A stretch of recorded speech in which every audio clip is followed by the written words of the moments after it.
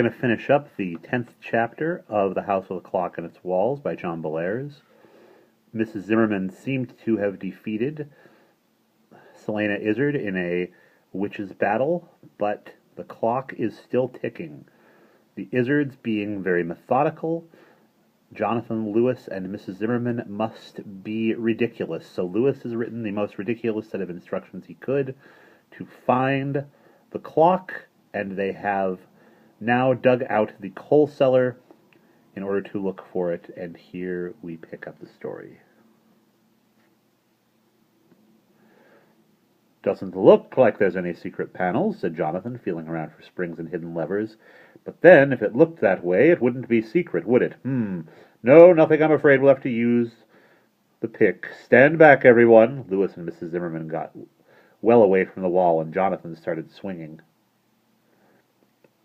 By now the ticking was hurried and staccato, and the blows of the pick were like heavy beats in the rhythm. Every stroke sent whitish-gray chips flying in all directions, but it was an easier job than anyone would have thought. The wall began to shake and crumble at Jonathan's first stroke, and the whole solid-looking mass was soon lying in pieces on the hard dirt floor of the cellar, for it had not been a real wall, but merely a plaster mock-up. What lay behind was a weathered old wooden door with a black china knob. There was a lock plate, but there was no keyhole. Jonathan leaned his pick against the pillar and stepped back. "Don't dawdle," said Mrs. Zimmerman nervously. "Get that door open. I have a feeling that we are on the very edge of disaster." Jonathan stood there rubbing his chin, exasperated. Mrs. Zimmerman grabbed his arm and started to shake it. "Hurry, Jonathan! What on earth are you waiting for?" "I'm trying to think of door-opening spells. Know any?" "Why not pull at it?" said Lewis. "It may not be locked." Jonathan was about to say that he had never heard of anything so stupid in all his life, but he never got a chance to say this. The door opened by itself. Jonathan, Mrs. Zimmerman, and Lewis stared. They were looking down a long corridor, more like a mine shaft it was, really, with square wooden arches diminishing into the dark distance. Something vague and gray was moving at the far end of the tunnel. It seemed to be getting closer. "Look!" said Lewis. He was pointing at the gray shape. He was not pointing at the gray shape. He was pointing at something that was sitting on the floor of the tunnel, right there at their feet. A clock, a plain old Waterbury 8-day clock. Its pendulum oscillated madly behind a little glass door, and it was making a sound like a Geiger counter gone crazy. "I'm so glad you've done my work for me," said a voice behind them. Jonathan and Mrs. Zimmerman spun around and froze. Really froze. They could not move their hands, feet, or heads. They couldn't even wiggle their ears. They were completely paralyzed, even though they could still see and hear. There stood Mrs. Izzard, or Mrs. Meager, or whatever name you chose. She was wearing a black velvet cloak with an ivory brooch at her neck. The brooch bore a raised Greek omega. In her right hand was a plain black rod. In her left she carried what looked like a severed hand, with a lighted candle growing out of its back. Concentric rings of yellow light spread outward from the hand, and through them Jonathan and Mrs. Zimmerman could see Mrs. Izzard's glasses, which looked like tablets of gray slate.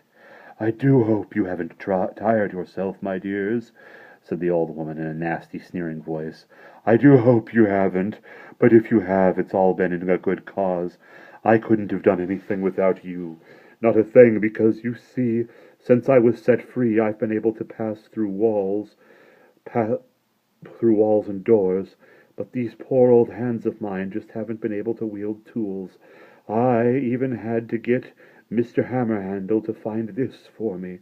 She let go of her wand. It stood up by itself and reached deep into the folds of her cloak. What she brought out was a greenish copper key. She held it up and turned it around. "Pretty, isn't it?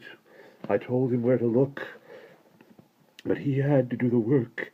He's really been very good at following directions, and he made it quite easy for me to set up light housekeeping across the street. But alas, that is all over and done with. You played right into my hands as I thought you would. Did you really think you had defeated me, you foolish old biddy? You merely hastened the day of judgment, and it is at hand. My lord and master is coming to meet us, and when he arrives it will be a very different world. Very different, I assure you. Let me see. You two will change first, I think.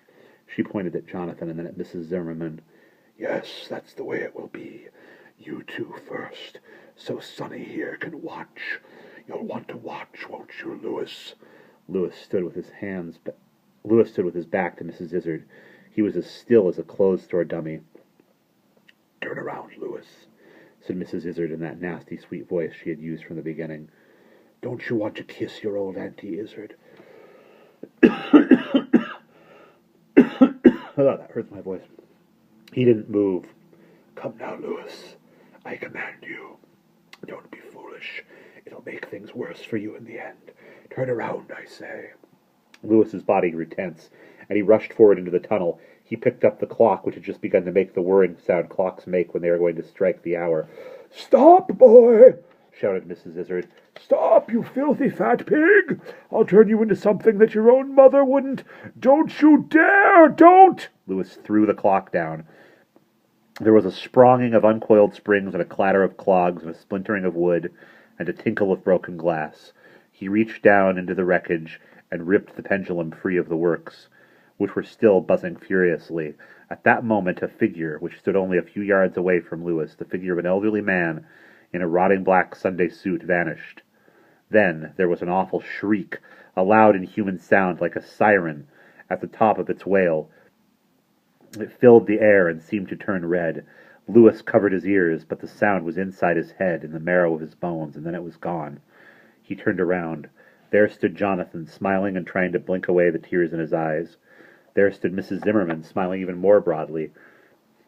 And behind them, on the cellar floor, under a swaying bare bulb, lay a crumpled pile of black cloth.